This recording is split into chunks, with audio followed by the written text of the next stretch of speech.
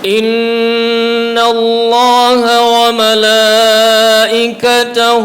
يصلون على النبي يا أيها الذين آمنوا صلوا عليه وسلموا تسليما.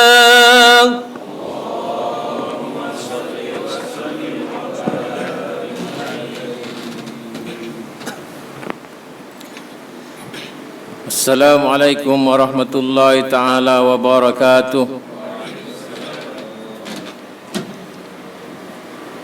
Allahu Akbar, Allahu Akbar, Allahu Akbar, Allahu Akbar. Ashhadu an la ilaha illallah.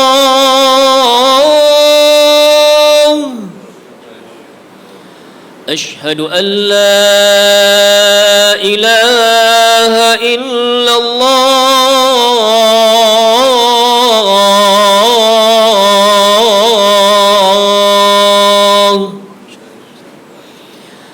Ashhadu anna Muhammadar Rasulullah.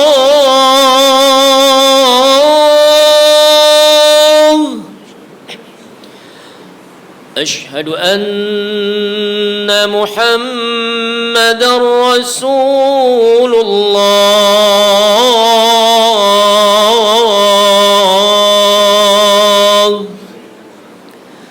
حي على الصلاة،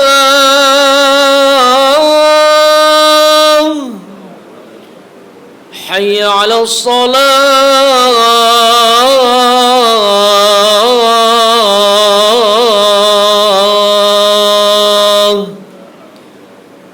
حي على الفلاح،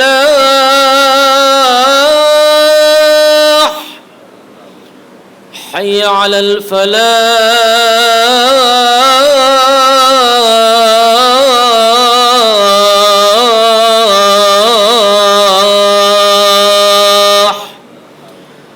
الله أكبر، الله أكبر. لا إله إلا الله.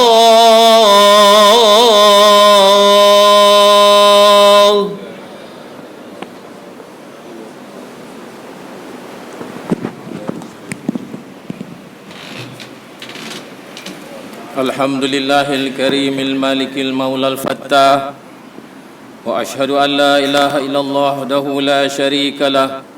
Tatarawwahu bizikrihi wa ta'atihil qulub wal ajsamu wal arwah. Wa ashhadu anna sayyidana Muhammadan abduhu wa rasuluh, sayyidu ahli salah wa imamu ahli falah. Allahumma salli wa sallim ala khairil anam, sayyidil awwalin wal akhirin, Muhammad wa ala alihi wa ashabihi wa tabi'in wa tabi'it tabi'in wa tabi'ihim bi ihsanin ila yaumiddin. Amma ba'du, faya ayuhan nas ittaqullaha haqqa tuqatih wa'lamu anna man ittaqallaha 'asha qawiyya wa sara fi biladillahi amina. Sidang Jumat yang dikasihi sekalian, dengan penuh rendah diri marilah kita bersama memohon kepada Allah Subhanahu wa taala pada saat ini agar kita terus dikekalkan oleh Allah Subhanahu wa taala di dalam ketakwaan. Marilah kita pastikan bahawa dalam kita melaksanakan segala perintah Allah serta menjauhi segala larangannya, kita memahami segala kebaikan serta hujah di sebaliknya, agar ia dapat semakin meyakinkan kita akan kekuasaan Allah. Ini adalah kerana Allah Subhanahu wa taala sendiri ingin agar kita dapat mengundang manusia kembali padanya atas dasar keyakinan dan hujah yang kukuh. Untuk itu Allah Subhanahu wa taala telah berpesan di dalam surah Yusuf ayat 108, A'udzubillahi minasyaitonir rajim. Kul hazihi sabili ad'u ila Allah ala basiratin ana wa man ittaba'ani wa subhanallahi wa ma ana minal musyrikin. Yang bermaksud, katakanlah wahai Nabi Muhammad sallallahu alaihi wasallam, inilah jalanku dan orang-orang yang menurutku menyeru manusia umumnya kepada agama Allah dengan berdasarkan keterangan dan bukti yang jelas dan nyata. Dan aku menegaskan Maha Suci Allah dan bukanlah aku dari golongan yang mempersekutukan Allah dengan sesuatu yang lain. Saudaraku yang dikasihi sekalian, ayat di atas mengingatkan kita bahawa di dalam membangun keimanan dan ketakwaan, kita perlu berusaha mencari bukti dan penjelasan akan mengapa kita perlu beriman akan sesuatu. Keimanan kita juga tidak seharusnya terbina atas dasar ikut-ikutan. Kerana itu pastinya tidak akan menghasilkan keimanan yang kukuh dan jitu. Maka demi memperkukuhkan keimanan, kita perlu bermuhasabah saudara. Atas dasar apakah kita beriman kepada Allah Subhanahu wa taala? Apakah pula kebaikan yang mampu kita perolehi di sebalik melaksanakan perintah Allah dan menjauhi larangannya? Saudaraku sekalian, mungkin terdetik pada fikiran kita, akan mengapakah persoalan-persoalan ini perlu kita tanyakan pada diri kita. Wahai saudara, ianya tidak lain adalah supaya keimanan kita terbina atas dasar keyakinan yang teguh serta tidak pula mudah diragui sama sekali. Jika kita masih ingat, pada minggu lalu khutbah telah membincangkan keperluan untuk kita menjadi ulul albab, iaitu golongan yang berfikir. Sudah tentu golongan yang berfikir ini tidak akan berfikir berdasarkan khayalan semata. Pastinya proses pemikiran perlu kepada bukti yang kukuh, hujah yang jelas dan dapat pula difahami oleh akal insan. Metodologi ini juga dapat kita temukan di beberapa tempat di dalam Al-Quran, sebagai contoh di dalam menerangkan kemampuan Allah Subhanahu wa taala untuk membangkitkan semula manusia daripada kubur mereka.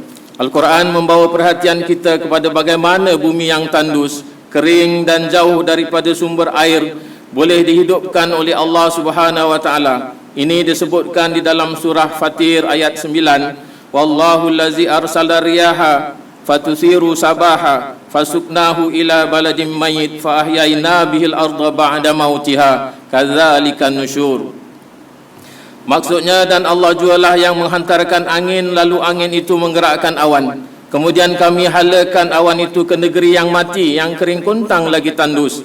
Lalu kami hidupkan bumi sesudah matinya dengan hujan dari awan itu. Sedemikian itu pula kebangkitan manusia, yakni hidup semula sesudah mati.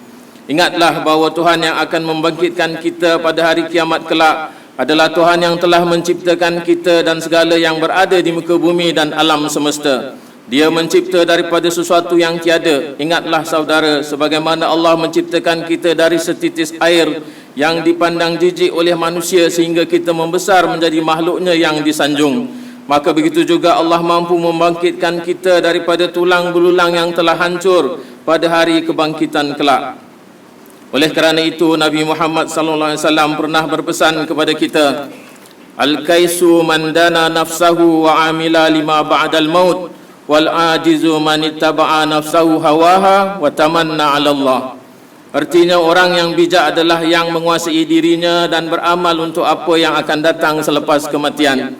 Dan orang yang lemah adalah orang yang mengikut hawa nafsunya semata dan berangan-angan mengharapkan reda Allah tanpa usaha. Hadis riwayat Imam Tirmizi. Saudaraku sekalian, proses berfikir berdasarkan bukti dan hujah ini adalah berakar umbi dari tradisi Islam. Ia bukan sahaja dapat memperkukuh keimanan kita kepada Allah Subhanahu wa taala, akan tetapi perlu juga kita amalkan dalam urusan kehidupan seharian. Konsep inilah yang seharusnya menjadikan kita sebagai seorang insan yang berfikiran kritikal dan tidak sewenangnya menerima segala maklumat tanpa menilai kebenarannya, ketetapannya ataupun kesannya kepada kehidupan kita, keluarga dan umat Islam.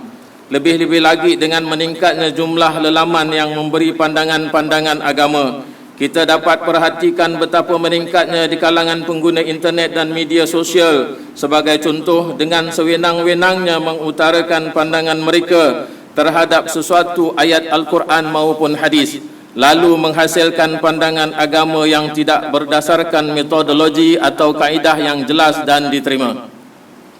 Di dalam menafsirkan sesuatu ayat, mereka mungkin sahaja mengabaikan aspek asbabun nuzul atau latar belakang turunnya sesebuah ayat dan pengertian ayat yang tepat mengikut bahasa Arab. Ini kemudiannya menyebabkan ayat tersebut disalah tafsir mengikut kefahaman mereka sendiri. Oleh itu saudara sekalian, di sinilah pentingnya kita mempunyai minda yang kritikal serta kesedaran merujuk kepada pakar ilmu. Latihlah diri kita serta didiklah anak-anak kita untuk tidak hanya menerima sebarang maklumat tanpa memeriksa ketepatan serta kebenaran sumber yang diperolehinya daripada internet. Dalam kegairahan kita mencari ilmu dan maklumat, pastikan bahawa kita menjaga amanah kita sebagai penerima maklumat untuk memastikan ianya berdasarkan bukti dan hujah yang benar lagi kukuh. Mudah-mudahan sifat berfikir bersandarkan bukti yang nyata menjadikan kita orang-orang yang jiwa dan mindanya tunduk kepada keesaan Allah Subhanahu wa taala. Semoga dengan usaha untuk beriman dengan sebenar-benar keyakinan dan bertakwa dengan kefahaman, Allah Subhanahu wa taala menyuluhkan bagi kita jalan menujunya dengan cahaya ilahi yang kekal abadi. Amin ya rabbal alamin. Barakallahu li wa lakum fil Qur'anil azim wa nafa'ani wa iyyakum bima fihi minal ayati waz zikril hakim wa taqabbala minni wa minkum tilawatahu innahu huwas samiul alim. Aqulu qawli hadza wa astaghfirullahal azim li wa lakum ولسائر المسلمين والمسلمات والمؤمنين والمؤمنات فاستغفروه فيا فوز المستغفرين ويا نجاة التائبين.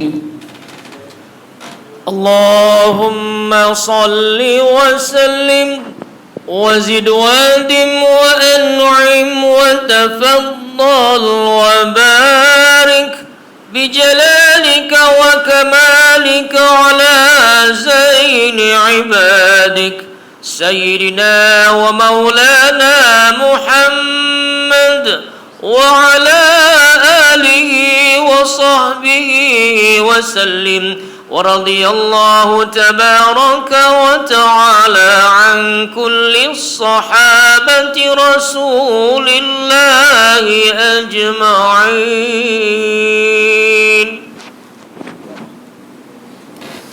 الحمد لله حمدا كثيرا كما أمر وأشهد أن لا إله إلا الله وحده لا شريك له إقرارا بربوبيته وإرغاما لمن جحد به وكفر وأشهد أن لا إله وأشهد أن سيدنا محمدا عبده ورسوله سيد الخلائق والبشر. اللهم صل وسلم على سيدنا محمد وعلى آله وأصحابه مصابه الغرار. أما بعد فيا عباد الله اتقوا الله تعالى فيما أمر wantahu amma nahakum anhu wazajar. Sedang Jumaat yang berbahagia, ketahuilah apabila kita mencari satu metodologi untuk menyampaikan kepada tasdik, maka yang tersebut itu dinamakan dia hujah. Kita perhatikan dialog di antara seorang guru dengan murid.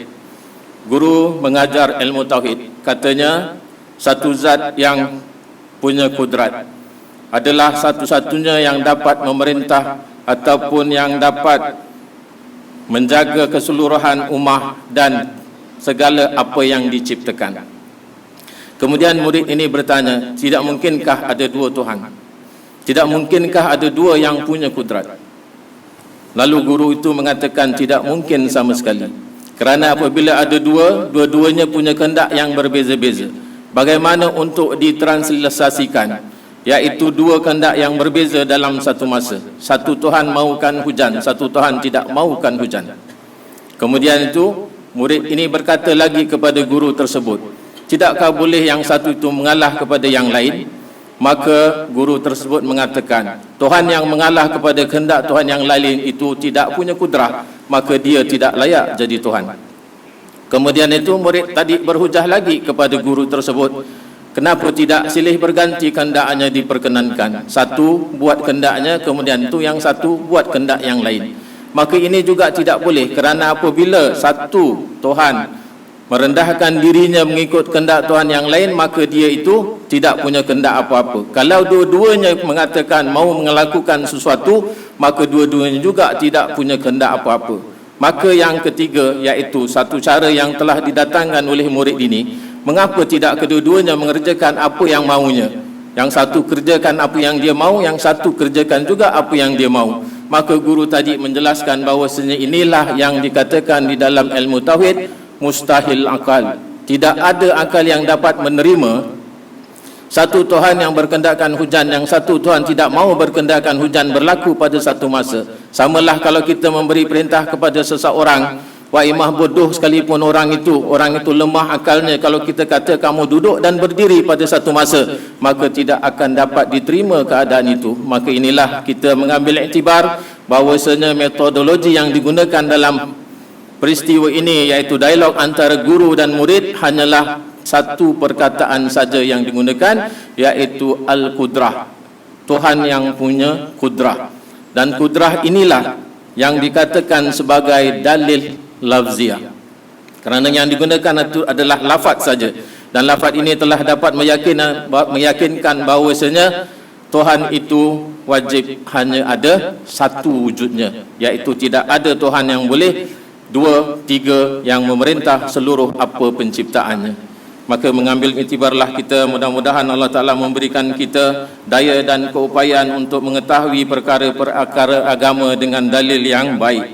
Ala sallu wa sallimu ala nabiyil mustafa khairil anam, faqad amarana Allah bizalika haitsu qala fi kitabil aziz, inna Allah malaikatahu yusalluna ala nabiy ya ayyuhallazina amanu sallu alaihi wa sallimu taslima. Allahumma salli wa sallim ala Sayyidina Muhammad wa ala ali Sayyidina Muhammad kama sallaita wa sallamta ala Sayyidina Ibrahim wa ala ali Sayyidina Ibrahim fil alamina innaka Hamidum Majid. Waradallahumma anil khulafai rasyidin al-muhdiyin Abi Bakri wa Umar wa Utsman wa Ali wa an baqiyati sahabati wal qarabati wat tabi'in wa tabi'in tabi'in wa tabi'ihim bi ihsanin ila yaumiddin wa anna ma'hum wa fihim bi rahmatika ya arhamar rahimin. Allahumma fir lil mu'minina wal mu'minat wal muslimina wal muslimat al ahya'i minhum wal amwat. Allahumma a'li bina kalimatal Islam warfa' bina rayatal Qur'an. Allahumma inna nas'aluka an tufaqihana fi dinana wa an tu'allimana wa ma yanfa'una wa an tanfa'ana bima 'allamtana. Allahumma aftah lana fatahan mubina wahdina siratan mustaqima wansurna nasran aziza wa atimma alaina ni'mataka wansur alaina rahmataka wa anzil fi qulubina sakinataka rabbana la tuzigh qulubana ba'da idh hadaitana wa hab lana min ladunka rahmah innaka antal wahhab. Rabbana atina fid dunya hasanah wa fil akhirati hasanah wa qina azabannar. Ibadallah, innallaha ya'muru bil adli wal ihsan wa ita'i dzil qurba wa yanha 'anil fahsya'i wal munkari wal baghi ya'izukum la'allakum tazakkarun. Fadhkurullahal azima yadhkurkum washkuruhu ala ni'amihi yazidkum was'aluhu min fadlihi yu'tikum wa la zikrullahi akbar wallahu ya'lamu ma tasna'un.